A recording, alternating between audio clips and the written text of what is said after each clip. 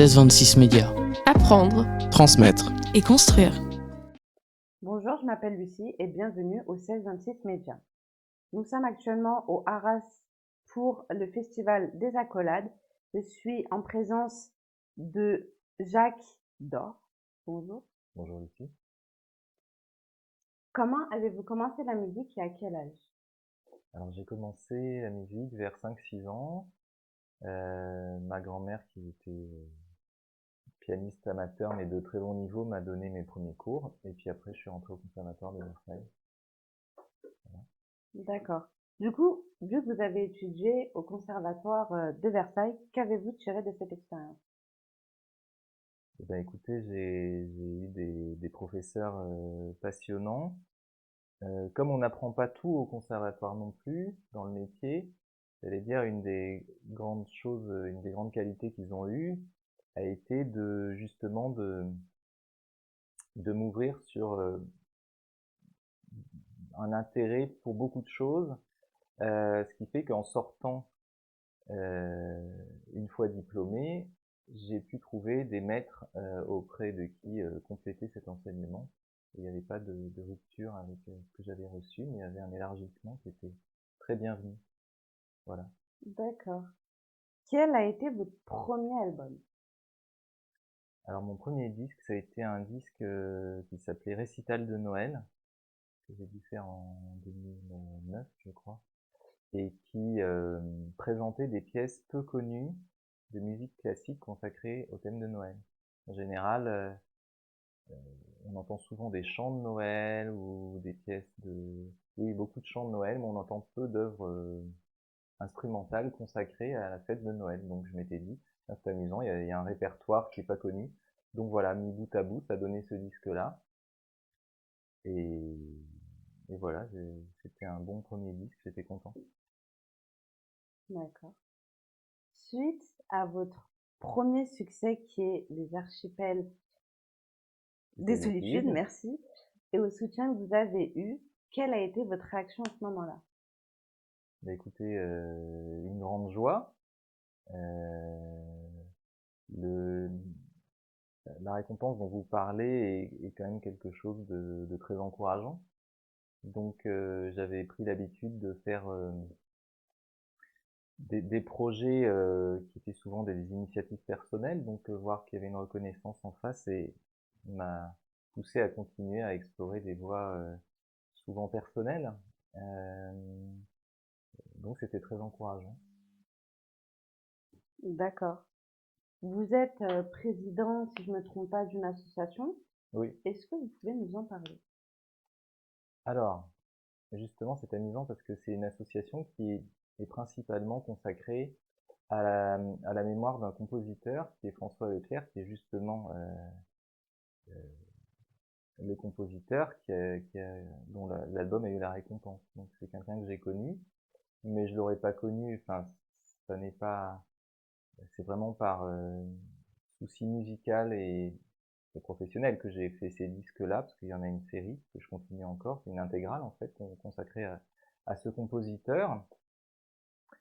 Donc c'est pas par simple amitié que j'ai fait ça, c'est vraiment parce que c'est vraiment il a composé une musique qui me parle vraiment et qui mérite d'être connue. Et donc j'ai fait pas mal de choses pour diffuser via ces disques sa musique. Et à un moment, on m'a proposé la présidence de l'association qui était consacrée à la diffusion. Donc j'allais dire, j'espère pouvoir continuer à défendre son œuvre comme je le faisais avant, mais peut-être avec plus d'ambition, je sais pas. On verra les moyens, parce que c'est arrivé au moment du confinement, donc il s'est pas passé des masses de choses depuis, mais on a 2 albums de cette collection qui vont sans doute sortir dans l'année qui vient, donc quand même, ça bouge un peu. D'accord. Et quel conseil donneriez-vous à un ou une jeune qui voudrait se lancer dans la musique classique? Eh bien, déjà, je dirais il faut vraiment aimer la musique qu'on joue il faut pas trop s'inquiéter, je pense, de toucher, des réseaux et je crois qu'il faut, si on fait vraiment ce qu'on aime, à un moment, on rencontre son public. Mais je pense que l'erreur, ça serait de chercher, tout de suite qu'est-ce qui peut, vous faire connaître et cetera. Et alors qu'en fait, on n'est jamais mieux placé que quand on fait ce qu'on aime pour le défendre. Heu, c'est plus à long terme, mais c'est une démarche qui, je pense, finit par rencontrer les bonnes personnes. D'accord. Eh bien, merci à vous d'avoir regardé cette belle émission remplie de joie et de bonne humeur. Et merci à vous, Jacques Dor. Merci aussi.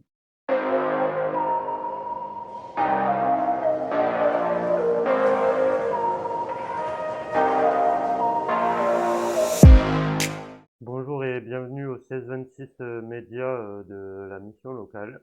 Et aujourd'hui, nous sommes en présence d'Yvan Varco pour une interview au Festival des Accolades. Alors bonjour Yvan. Bonjour. Vous allez bien? Écoutez, ça va pas trop mal. Était-ce un rêve d'être comédien du coup? Un rêve, oui, en tout cas pas un rêve, mais une envie, une passion, je dirais quasiment délirante depuis l'enfance, c'est vrai. Et du coup, vous avez combien de temps de métier? Combien de temps de métier? Oh là là là là là là là là là là. On va pas dire le temps, on va dire quelques années, quelques bonnes années, quelques années cossues. Il y a quelques années en ancien franc. Vous voyez, ça fait une somme assez colossale. Non, disons que j'ai à peu près 40 ans de métier. D'accord. Peut-être voudriez-vous que je vous dise quel était mon chemin. Très bien. Alors j'ai commencé un peu comme tout un chacun à Paris. J'étais parisien, j'ai longtemps parisien. Je suis né à Paris, j'étais dans un cours privé qui s'appelait le cours Raymond Girard qui préparait à l'entrée au conservatoire. Je suis donc entré au conservatoire, c'était un concours, il y en avait 2200 qui se présentaient. On a été reçu 13 sur 2200. C'est quand même très peu. C'était un concours. Donc j'étais très content de ce conservatoire supérieur d'art dramatique de Paris, c'est la plus grande école d'art dramatique en France, où on nous offre toutes les facilités, toutes les commodités, où on a les plus grands professeurs, les plus grands acteurs, où on a de quoi faire des mises en scène, de quoi travailler nous-mêmes. C'est la plus belle école qui soit. C'est vrai que j'ai eu beaucoup de chance d'y être. Et puis, à l'époque, il y avait des concours de sortie qui m'ont permis d'avoir 2 seconds prix et j'étais engagé à la Comédie Française. Je D'accord. suis resté 5 ans. Voilà. C'est ce qu'on appelle, dans le jargon du métier, la voie royale. Parce qu'elle est luxueuse, mais elle est simple. Au moins, on connaît plein de gens, on connaît tous les gens de sa génération, et toute la vie, on travaille avec les gens de votre génération au conservatoire. D'accord. Voilà. Et du coup, vous aviez des artistes dans votre famille aussi? Oh, moi, mes grands copains, dans ma famille, non. Dans ma famille, pas du tout, c'est très très loin de ça. Je vais vous dire mes copains. Mes copains, c'est Francis Huster, Francis Perrin, Jacques Weber, on est de la même promotion, on est de ces années-là. Ce sont les gens avec qui j'ai travaillé, souvent, beaucoup, qui sont restés, bien sûr, des amis. D'accord. Et du coup, j'ai vu que vous étiez un spécialiste des pièces de Molière. Pourquoi ce Je suis drame? pas un spécialiste des pièces de Molière, il n'y a pas de spécialiste de pièces de Molière. Je suis quelqu'un qui connaît bien la vie de Molière, et je vais d'ailleurs, dans une dizaine de minutes, commencer, non pas une conférence, mais une causerie sur le personnage de Molière. Molière, on connaît bien sûr l'auteur parce que depuis qu'on est petit à l'école, on nous force à apprendre les textes de Molière, le bourgeois gentilhomme, les femmes savantes. Ça fait partie du répertoire, je dirais même plus universitaire, mais du répertoire de l'humanité, en tout cas de l'humanité française. Les Anglais ont Shakespeare, heureusement pour nous, nous avons Molière. Ça fait un pendant quand même possible.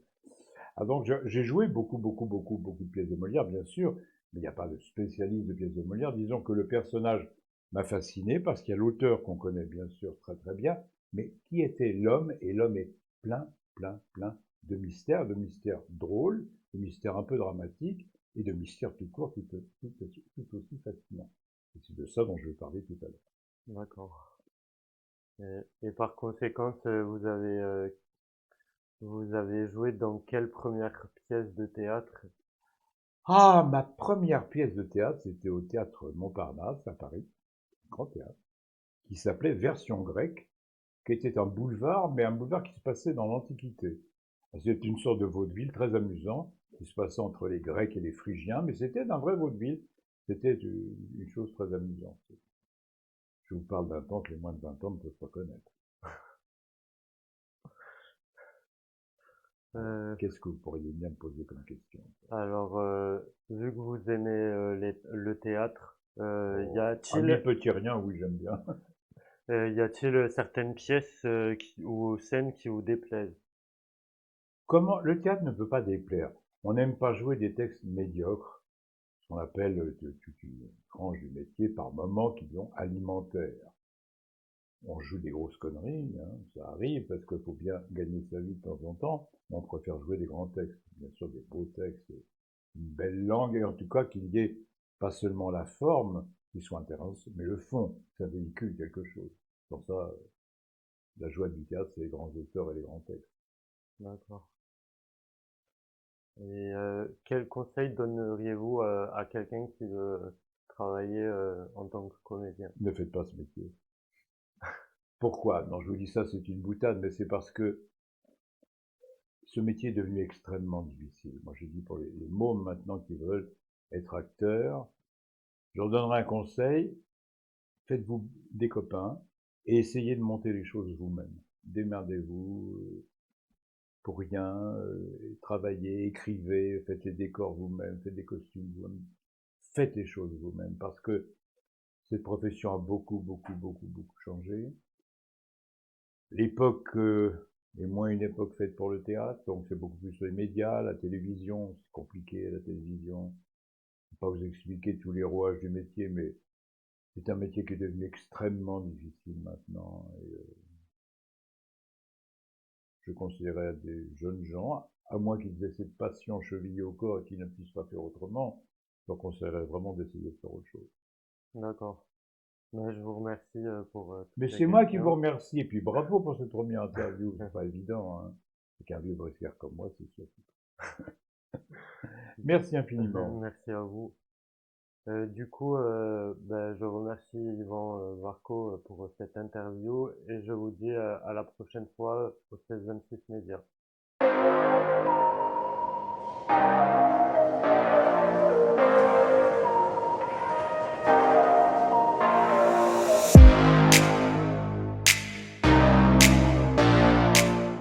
Bonjour et bienvenue sur 1626 Média. Aujourd'hui, nous sommes aux accolades au pluriel au vieux haras de 40 ans.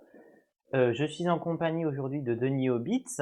Bonjour à vous. Bonjour. Qui est directeur opérationnel du festival et en même temps comédien pour le théâtre. Tout à fait. Donc vous êtes directeur opérationnel du festival. Est-ce que vous pouvez nous présenter le festival?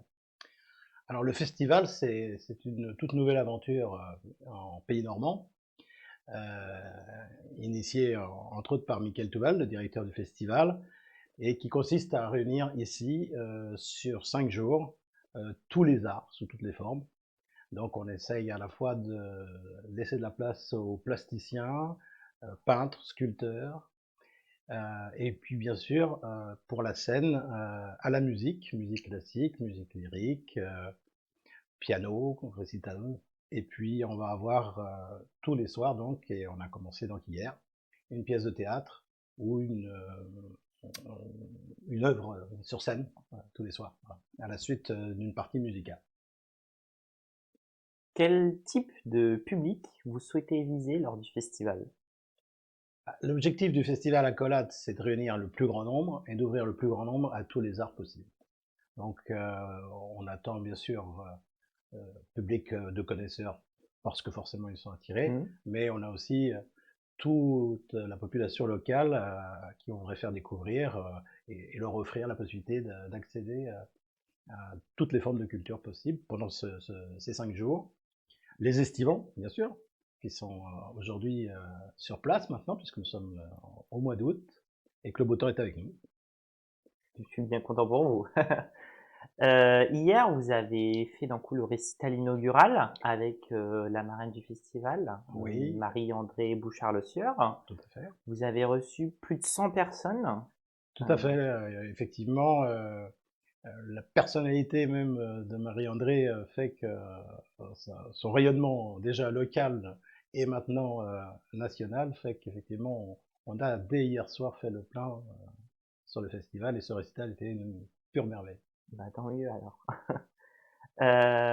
Vous avez vous n'êtes pas uniquement directeur opérationnel, mais vous êtes aussi comédien. Tout à fait. Quel genre de théâtre vous jouez et pourquoi le théâtre? Alors le théâtre, je suis tombé dedans tardivement, vers la quarantaine. Et puis j'ai fait mes premières armes comme tout le monde dans un cours de théâtre et puis ainsi de suite. Ça m'a forcément plu tout de suite. J'étais déjà attiré par ça en tant que public adolescent et très touché par les émotions que je pouvais recevoir de la part des artistes sur scène. Donc c'est vrai que ça m'a attiré. Et la première expérience théâtrale a été, je dirais, comme pour beaucoup, la piqûre qui fait qu'on n'a plus envie de descendre de scène après et de prolonger l'aventure. Donc j'ai poursuivi comme ça ma petite carrière, à titre non pas professionnel, mais voilà, plutôt d'amateur éclairé, je dirais. Et j'ai été amené ensuite à avoir envie d'écrire mon propre spectacle, ce qui a été le cas il y a une huitaine d'années maintenant, D'accord. avec une pièce qui s'appelle Mal d'amour et que j'aurai le plaisir d'interpréter avec mon compère Pierre-Yves Léon, vendredi soir à 20 h au festival. Une pièce est un spectacle poétique, je dirais. D'accord. Vous avez intégré le théâtre des Deux Rives à Versailles, Oui, il y a quelques années, effectivement. quelques années, et vous participez au mois de Molière. Alors oui, c'est-à-dire que la ville de Versailles organise tous les ans, bien sûr, donc le mois Molière, donc c'est un mois complet consacré à la scène.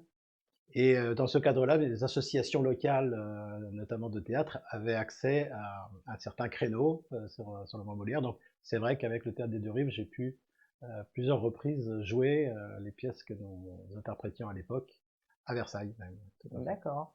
Qu'est-ce que vous avez retenu de cette expérience? Pour moi, que du bonheur, que du plaisir forcément. Dès qu'on a la chance d'être sur scène, de défendre des textes, c'est ça qui m'importe le plus, c'est de défendre des textes, de donner de la force aux mots et transmettre l'émotion. Parce que là, ce que j'ai découvert sur scène, c'est que quand on donne l'émotion, qu'est-ce qu'on en reçoit? C'est vraiment génial. Donc vous avez écrit votre pièce de théâtre Mal d'amour. Oui, Est-ce que vous pouvez nous en parler un petit peu? oui, succinctement, Mal d'amour, c'est donc un prétexte que j'ai trouvé. J'ai écrit une histoire qui me permettait de mettre en scène un certain nombre d'auteurs, de chanteurs, comédiens, de textes qui m'ont particulièrement touché lorsque j'étais adolescent et qui m'ont accompagné. Et j'avais envie de les mettre un petit peu sur scène, de pouvoir les interpréter. Alors je me suis donné le moyen de le faire en créant une histoire qui me permet de les amener. Et cette histoire, donc c'est un homme qui est abandonné par une femme et donc qui est très malheureux, bien évidemment. Et je vais devenir son reflet. Je vais traverser le miroir et je vais essayer de lui faire comprendre qu'il faut passer au-delà. Et dans D'accord. mon cheminement, je vais lui faire découvrir toutes les facettes, enfin autant de facettes possibles de l'amour, parce que c'est totalement impossible d'en faire le tour, et heureusement. Et donc on va comme ça cheminer pendant ce spectacle à travers des lettres qui se trouvent dans une malle, parce que c'est malle d'amour, c'est une malle de voyage en fait, dans D'accord. laquelle il y a du courrier, et qui sont prétextes à découvrir différentes facettes de l'amour. D'accord. Ok. Voilà.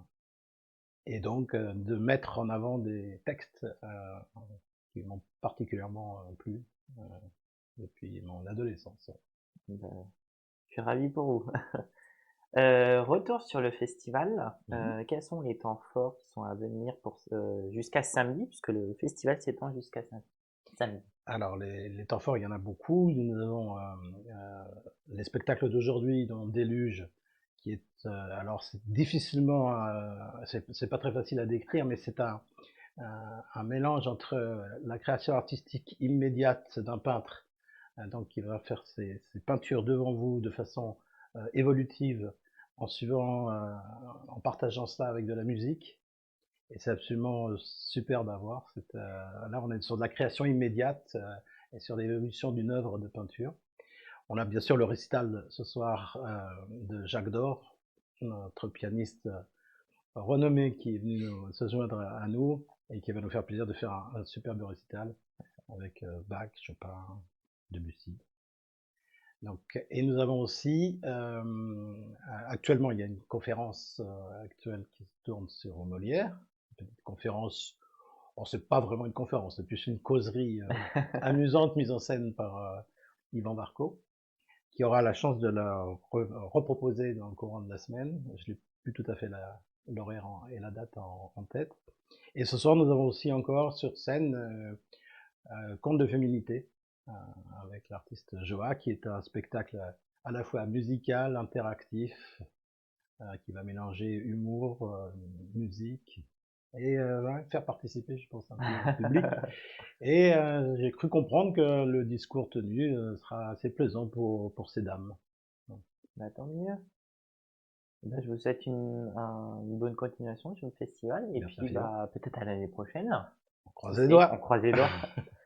C'était Johan Roy sur 1626 Média. À la prochaine.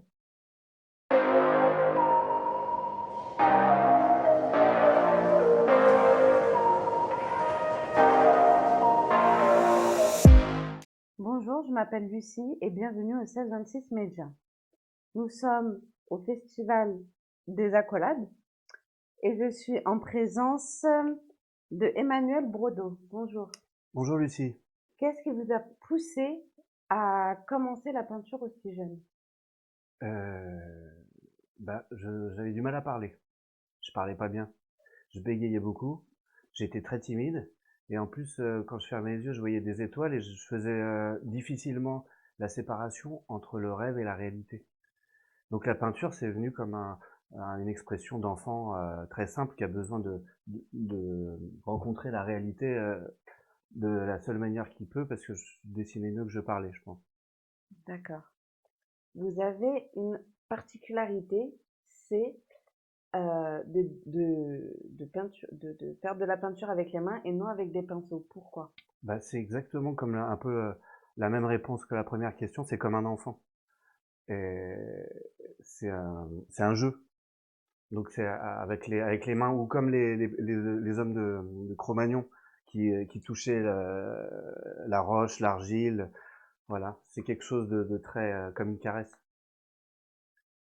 Donc Et- c'est revenir avec les mains, tu sens comme ça, tu sens un peu tout ce qui se passe et c'est une manière de ressentir l'environnement dans lequel je suis et peindre sur tous les supports, travailler de cette manière-là. Donc avec les mains, c'est parce que aussi il n'y avait pas forcément de pinceau.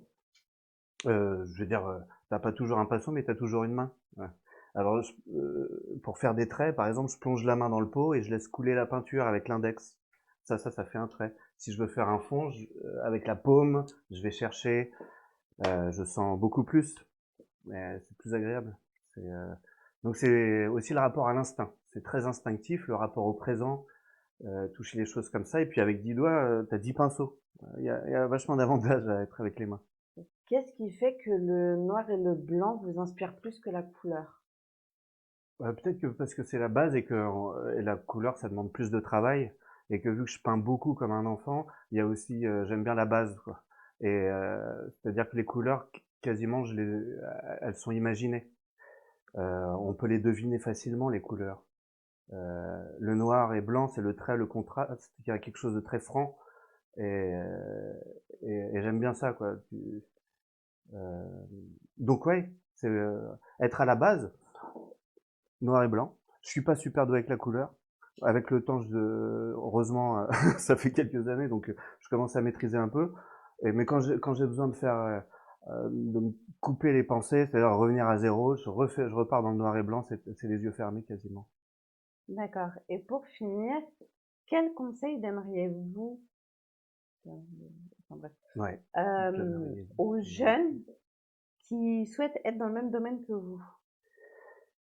Ah, un conseil. Oula, faudrait qu'il soit là. Bah, c'est tellement, ça doit être vraiment un besoin.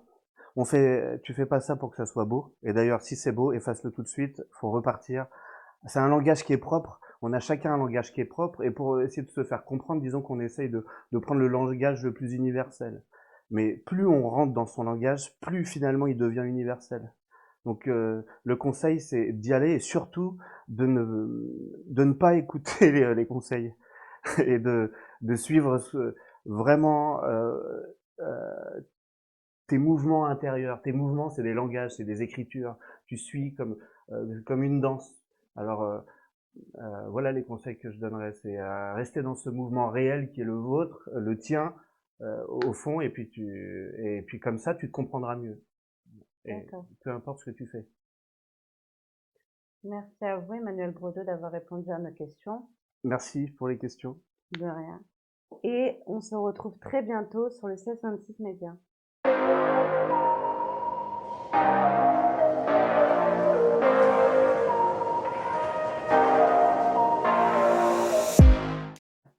Nous sommes de nouveau avec Emmanuel Brodeau.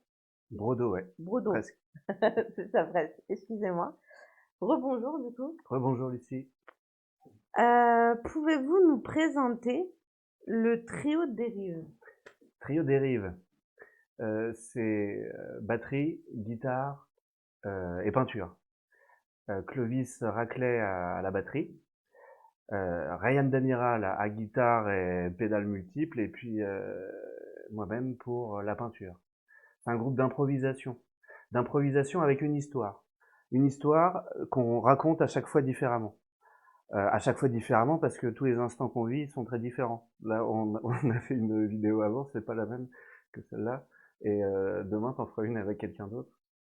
Et nous, à chaque fois, le public change. Donc, à chaque fois qu'on a quelqu'un en face de nous, une énergie différente, on joue ce qu'on ressent dans l'instant. Et donc, avec la peinture, on raconte. Avec la musique, on raconte. On se regarde, on voit ce qui se passe. Et c'est ce que je préfère faire en ce moment, vraiment. C'est merveilleux. D'accord. Vous venez avec un spectacle. Un spectacle. Un spectacle. Déluge Déluge 2022. 2022, pourquoi ce titre? Déluge 2022. C'est notre premier ensemble. On a déjà fait des sessions d'improvisation et là on s'est dit on s'entend bien. Très difficile la complicité, il y a que ça de vrai quand tu fais un groupe comme ça où tu es nu devant des gens. Alors on sait qu'on a confiance ensemble et on est riche un peu des expériences passées aussi bien techniques que justement des collaborations. Donc là on sait que tous les trois c'est hyper soudé. On s'est dit bah tiens le déluge, on va tout raser. De toute façon, je sais pas, ça faisait bizarre d'être confiné à la maison. Le Covid a déjà aidé à tout raser, ou plutôt les restrictions du Covid. On s'est dit, mais c'est dingue. On vit quelque chose de dingue, que ça soit par la lobotomie des esprits, que ça soit par l'acceptation de perdre ses libertés, que ça soit par le délire du monde dans lequel on vit, et on en souffre tous, en plus. Qu'on soit lobotomisé ou pas, il n'y a que des blessés. Et donc on s'est dit, bah, déluge, allez, la vague elle est là, elle arrive, elle prend tout sur son passage. Tout ce que tu veux, ton fric, ton métier, tout ce qu'on a essayé de faire, on s'est tordu dans tous les sens pour rentrer dans des cases, ça va valser. Bon, qu'est-ce qui reste? On s'est dit, qu'est-ce qui reste? La terre promise, elle est où? Donc on fait ça, à chaque fois on se raconte cette histoire, on se prend la vague en pleine tronche devant des gens comme ça, et on sait pas où on va, et à chaque fois on trouve une terre promise parce qu'à la fin on se prend dans les bras et puis on va boire des coups. D'accord. Qu'espérez-vous de votre concert tout à l'heure au festival des Accolades? Qu'on joue, qu'on s'amuse, qu'on soit le plus vrai possible, le plus authentique possible, qu'on se révèle à nous-mêmes en jouant. Et normalement, ça devrait faire du bien aux personnes qui viennent nous voir. Il faut le vivre. Faut que nous, on puisse le vivre pour que les gens le ressentent aussi. Donc, on a besoin de le vivre. Voilà ce que je souhaite pour tout à l'heure. En tout cas, je vous souhaite un très bon courage. Merci, Lucie. Et merci de nouveau d'avoir répondu à nos questions. Et Avec nous, on plaisir. se dit à bientôt au 1626 Média.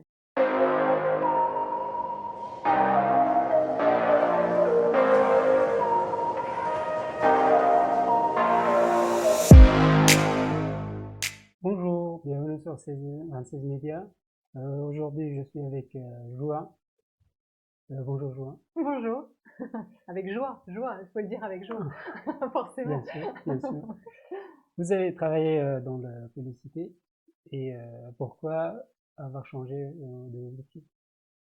Pourquoi avoir changé de métier après avoir travaillé dans la publicité? J'ai fait plein de choses différentes, je me suis pas mal cherchée. Moi, je voulais un métier qui ait 3 choses, 3 ingrédients. Je raconte ça dans mon spectacle Osez gagner votre vie en interne. Je voulais un métier qui soit amusant, c'est-à-dire créatif, c'est synonyme pour moi. Je voulais un métier qui ait du sens, qui me permette de contribuer à la beauté du monde, et je voulais un métier qui me permette de gagner ma vie.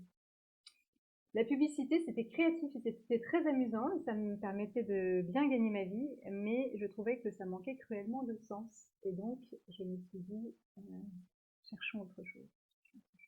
Voilà pourquoi j'ai quitté la publicité. D'accord. C'était très amusant, et j'avais pas mal de choses. Vous avez joué en France, Belgique, même à Los Angeles. Ouais. Qu'est-ce qui vous explique votre succès? Qu'est-ce qui explique mon succès? Oh là là, je vais faire ma crâneuse. Je sais pas, c'est compliqué d'expliquer ce succès-là. En fait, je crois que je fais les choses avec mon cœur autant que je peux, voilà.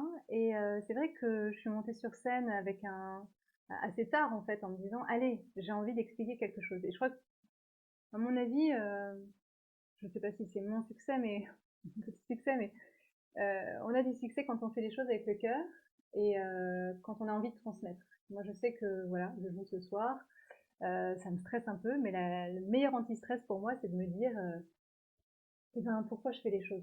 Je sais pas, je me posais peut-être la question pourquoi je fais les choses là, aujourd'hui? Voilà, pourquoi je m'affiche ce stress d'être devant une caméra? Pourquoi je me dis je veux parler avec tant de gens, etc. Simplement, moi, je me connecte à pourquoi je veux faire les choses. Et quand je sais pourquoi je veux faire les choses, eh ben, pour transmettre, et ce que j'ai envie de transmettre, c'est vraiment la légèreté, la créativité, faire penser aux gens qu'on est tous des créatifs, on est tous des créatifs, créateurs de notre vie, et que quelquefois on l'oublie parce qu'on dit on fait avec les moyens du bord, on va se débrouiller sans, c'est pas grave, puis de toute façon, il faut d'abord passer son bac, il faut d'abord gagner de l'argent, il faut d'abord... Et puis en fait, on oublie l'essentiel, c'est la vie, voilà, la poésie de la vie.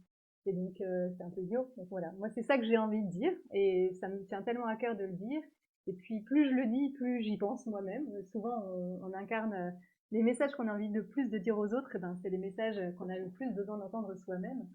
Et plus je le dis aux autres, et plus ça m'aide aussi à grandir moi-même. Je crois que c'est une réponse à ça. Votre chanson La fille clochette était dans le top 100 de prix. Record Live Music, qu'est-ce que cela vous a?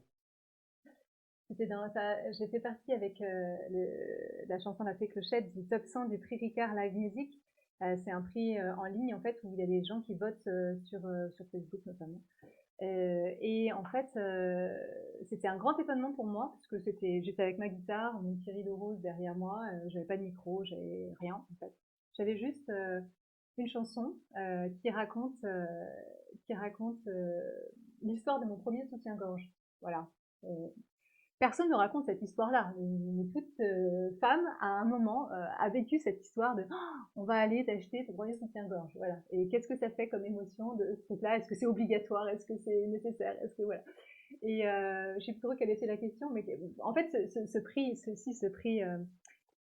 prix que j'ai eu, c'était simplement, ça m'a fait plaisir de voir qu'il y avait plein de gens qui trouvaient ça touchant.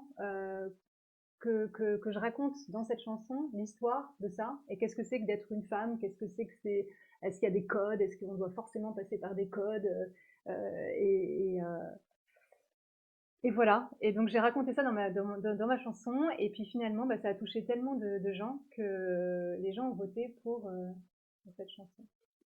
Selon vous, quelles sont les compétences requises pour oser montrer sur scène? Quelles sont les compétences requises pour oser quoi? Oser monter sur scène. Pour monter sur scène, oser monter sur scène? Les compétences requises, je crois que c'est surtout se connecter à ce qu'on a envie de transmettre, en fait, et se dire qu'on n'est pas sur scène et qu'il n'y a pas un public, il y il y a ce qu'on a envie de transmettre, on est ensemble, on n'est pas face au public, on est avec le public. Et je pense que ça change tout. Et les compétences requises, c'est avoir vraiment envie de dire un truc, voilà, et se dire comment je fais pour le dire. C'est important pour moi. Comment je fais pour le dire le mieux aux autres. Voilà. Et à partir de là, il me semble que tout est possible. Et bien pour finir, quel sera le conseil vous donnerez pour un jeune qui aimerait lancer dans le même domaine que vous? Ah, bah c'est pour ça que j'ai créé une école, parce que dans mon spectacle Osez gagner votre vie sans la perdre, la méthode joie, en fait, la joie c'est une méthode. Mon nom d'artiste, mon nom de scène c'est joie. Joie comme jouer à rêver en couleur, parce que il faut d'abord commencer par rêver. O comme oser échouer, parce que quand on échoue sur une île, il y a toujours un trésor caché. Et donc dans tout échec, il y a un trésor, donc c'est intéressant d'oser échouer. Voilà. Et A comme agissez avec un premier petit pas. Donc je pense que c'est ça que je donnerais comme conseil à quelqu'un qui veut monter sur scène. Je lui dirais, ose rêver que tu montes sur scène, ose échouer, parce que de toute façon on se plante tous tôt ou tard, mais c'est juste un apprentissage pour continuer. Et puis commence par un premier petit pas, commence pas par te dire je vais faire le zénith tout de suite, mais commence par un petit pas et puis petit à petit, voilà, première fois une répétition devant tes amis, et puis après tu invites un peu plus de monde, et puis après petit à petit les choses se font. Et je crois que c'est vraiment cette énergie-là qui est importante. Et c'est comme ça que j'ai créé en fait une école qui s'appelle les Troubadouresses, qui est une école inversée pour toutes les personnes, enfin c'est surtout des femmes, qui veulent créer leur premier spectacle. Et pour moi, notre talent est caché dans notre blessure. C'est-à-dire que souvent, tu vois, on doit lutter contre sa timidité, on se dit oh là là, ça me stresse tout ça, parler en public, etc. Mais comme par hasard, c'est là qu'on a envie d'aller. Je sais pas si ça te parle en fait ça, mais et c'est en fait c'est intéressant parce que là où on se dit oh là là c'est difficile pour moi, ben c'est là que petit à petit on met de l'énergie, et petit à petit on dépasse, et pas à pas on avance. Et c'est souvent ce qu'on a à dire. Et donc voilà, le conseil que j'ai à donner, c'est vraiment d'y aller pas à pas, de se dire que même si on croit qu'on n'est pas du tout compétent pour ça, si on avance petit à petit et puis avec le cœur, tout se fait. Et voilà, mes troubadouresses qui créent leur premier spectacle avec leur talent caché dans leur blessure d'hypersensible, et ben c'est ce qu'elles font. Petit à petit, elles se disent. J'en ai une par exemple qui m'a dit, je prends un exemple concret, c'est intéressant. Il y en a une qui m'a dit, mais moi, voilà, moi j'arrive pas à trouver mon sujet, je sais pas de quoi je vais parler, de quoi je vais parler dans mon spectacle. Puis elle me dit, mais tu vois, c'est tout moi ça. Je cherche mon sujet, mais j'en ai tellement, j'ai tellement d'idées. Et je lui dis, mais c'est peut-être ça ton sujet. C'est que tu as trop d'idées et que tu sais jamais choisir. Et donc elle a finalement créé un spectacle qui s'appelle Choisir sa vie quand on est indécise. Et elle s'est rendue compte que au fond, ça paraît bizarre, mais pour les choses essentielles, il n'y a pas besoin de choisir. On sait déjà que c'est là. Même si ça nous fait peur, on sait que c'est là. Donc tout son spectacle, c'est pour expliquer justement que il y a des choses pour lesquelles on n'a pas besoin de choisir. Donc si on se prend la tête, s'il y a un doute, c'est qu'il n'y a pas de doute. C'est pas la peine. C'est pas la peine de continuer. Donc voilà. En gros, c'est ça le conseil que je donnerais à quelqu'un qui veut monter sur scène, qui veut dépasser, en tout cas se dépasser et aller vers plus de ce qu'il est, qui est important pour lui d'être. Eh bien, je vous remercie et à bientôt sur 1626 Médias.